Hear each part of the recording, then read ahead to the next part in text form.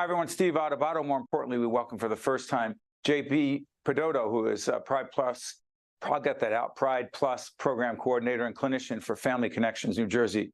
JP, welcome. Thank you so much for having me, Steve. You got it. We're going to put up the website. Tell everyone what Family Connections New Jersey is all about and why it's such an important organization for so many. Yeah, of course. So Family Connections is a nonprofit that serves all throughout New Jersey, specifically Essex County. And my program specifically, one of the many programs we have is Pride Plus. And Pride Plus I helped found is a program specific for LGBTQIA plus teens and their families that we serve all throughout Essex County. JP, tell folks about your journey is such a weird word. Your journey, please. Yeah, of course. So I went on to get my master's of social work. During my first year field placement, it was really important for me to work with the LGBTQIA plus community because as a member of the community myself, I knew that there were such a lack of services out there. So it was really important for me to get as much experience in the community with the community and helping them as I wish I had that help when I was their age. So I first started out interning at Hedrick Martin Institute in Newark, New Jersey, Right. and we help serve teens from 13 to 21. And I really gained a lot of powerful experience there, being able to not only share my journey and, being able to help youth at a place where, they didn't have the resources or support to be themselves. And unfortunately, during COVID, I had found out after my field placement that they had closed because of lack of funding. So at the time, I was interning at Family Connections, which has so many amazing programs, but didn't have a program for queer people specifically. So I brought this up to them, and for me, it was so important. I thought the program or the company was so great, but I wanted to make sure that if I was working there, that there was a specific program for queer people. Sorry for jumping in here, but JP, help us understand this. As a transgender man, was it at 18 you decided to transition? So growing up, I always knew I was different. I didn't exactly know what it was. Growing up, I didn't have the vocabulary or education to really put a name to the feelings that I was having. I was taught about gay people in school a little bit. And so, I came to terms with my sexual orientation and, realized that I liked girls. So when I identified as female, I came out as a lesbian and that label didn't really feel right to me. And I couldn't figure out why. And it wasn't until, I started to piece together that I didn't want to be someone's girlfriend or didn't want to be someone's mother, right? With those labels, I was like, well, maybe something else is wrong. And I, did some research as a lot of queer youth have to do, because it's not really, taught or talked about. I came to terms with that. I was a man and I never felt comfortable because I never identified as female.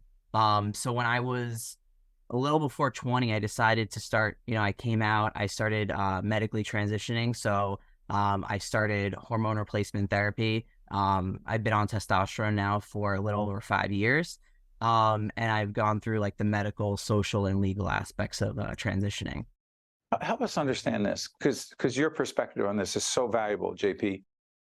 The debate going on right now, the discussion debate, people are pretty polarized on this, and a lot of us are trying to figure out what makes sense, not just for our own children, but for everyone's child who, at a certain age, whatever that is for them, they do question whether, in fact, whether if they're born as a boy or a girl, if that's right for them. Here's a question that maybe you're in the best position to answer. What's the age as it relates to public school education, teachers, guidance counselors, administrators, and others? What is the age that you believe a child can say to a school administrator or someone in the school, this is what I'm feeling. I believe I should be of the opposite sex, and the parents, quote, shouldn't know? I know that's a loaded question, but that is, Yeah. I know I probably framed it awkwardly, but should the parents know, and B, at what age know or not know? Yeah, no, it's a great question. It's definitely a big debate currently today. So it's a complicated question with a complicated answer.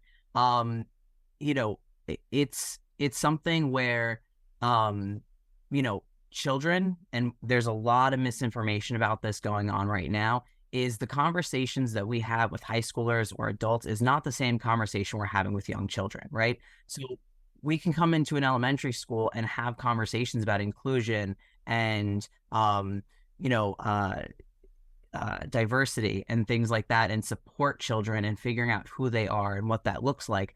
And, you know, but often people are getting confused with, you know, sex education in these conversations. Obviously, as JP, long as it's age I'm sorry appropriate. for interrupting. I'm dealing with a time issue, but Yeah, and it sounds rude, I know. But here's the yeah, question: an 8-year-old yeah. in a public school in my hometown of Montclair, wherever, an 8-year-old tells someone at the school, a boy believes that he should be a girl. Do you believe that by law, by policy, parents should be informed or not?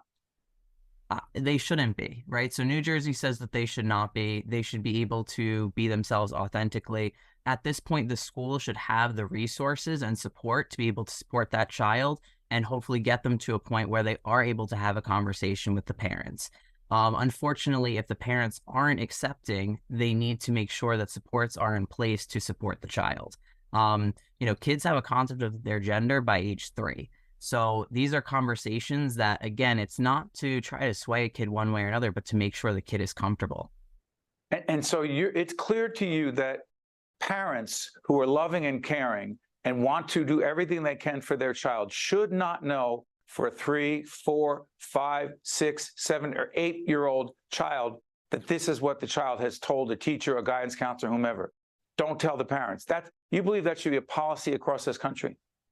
Yeah, so it's really about ensuring the child's safety, right? What So about parental rights to raise their child as they see fit and support their child as they see fit?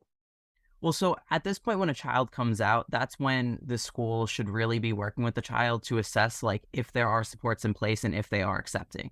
If they are, and the child believes that they are, that's when the school should be working to facilitate these conversations with the family. But again, it's really youth led.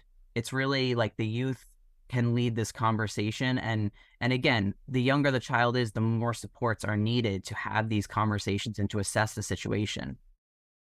JP, first of all, you appearing with us matters. You appearing with us makes a difference, and it helps folks personalize this issue and understand it from someone as eloquent and caring as you are for so many others.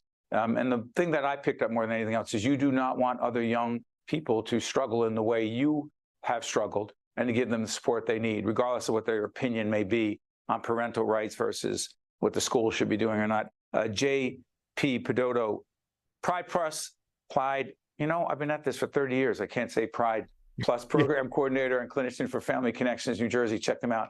JP, thanks so much. Of course, thank you so much, Steve. You guys stay with us. We'll be right back.